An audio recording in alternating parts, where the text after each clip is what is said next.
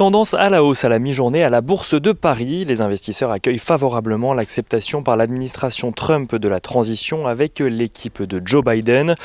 Engagé dans une contestation du résultat depuis le jour de l'élection présidentielle, Donald Trump avait dans un premier temps refusé à l'équipe de Joe Biden tous les éléments qui pourraient permettre une transition en douceur. L'équipe du futur président des États-Unis n'avait par exemple pas accès jusqu'à hier aux dossiers en cours ni même à des outils sécurisés pour s'organiser ou encore communiquer.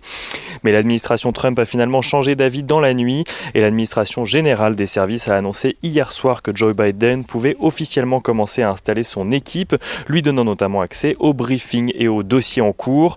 Donald Trump lui-même a d'ailleurs annoncé un peu plus tôt avoir donné une telle consigne, signe que ce dernier se prépare à passer la main, même si le président sortant n'a pour l'heure toujours pas officiellement accepté sa défaite.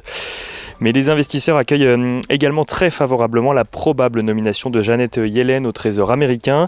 Si l'annonce venait à être officielle, l'ancienne présidente de la Fed devra tout de même voir sa nomination validée par le Sénat avant de pouvoir prendre ses fonctions. Toujours est-il que l'espoir de cette nomination fait souffler un vent d'optimisme sur les marchés qui espèrent que cela pourra débloquer les initiatives de relance de l'économie américaine.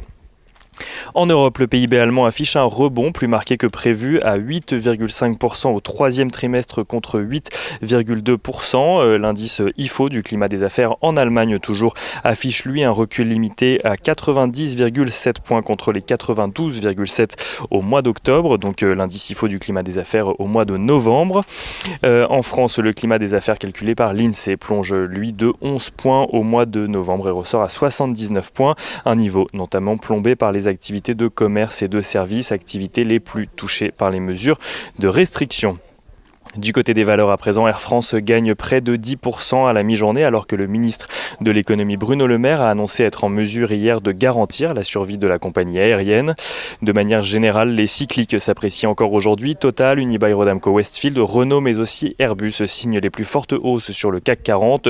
Total qui annonce d'ailleurs un plan de départ volontaire en France concernant essentiellement ses activités de siège.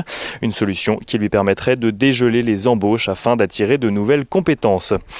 Novartis, le groupe pharmaceutique suisse, lance de son côté un rachat d'actions de 2,5 milliards de dollars. Le groupe compte également se recentrer sur la recherche et le développement de ses traitements et compte réaliser au passage 2 milliards de dollars d'économies dès cette année.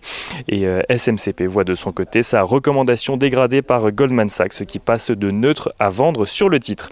Et on finit en regardant rapidement ce qui se passe du côté des matières premières. Le pétrole s'apprécie à la mi-journée au-dessus des 46 dollars tandis que l'once d'or se négocie aux alentours des 1820 dollars. Sur le marché des changes, l'euro-dollar est à la mi-journée juste au-dessus des 1,1880 $ pour 1 euro.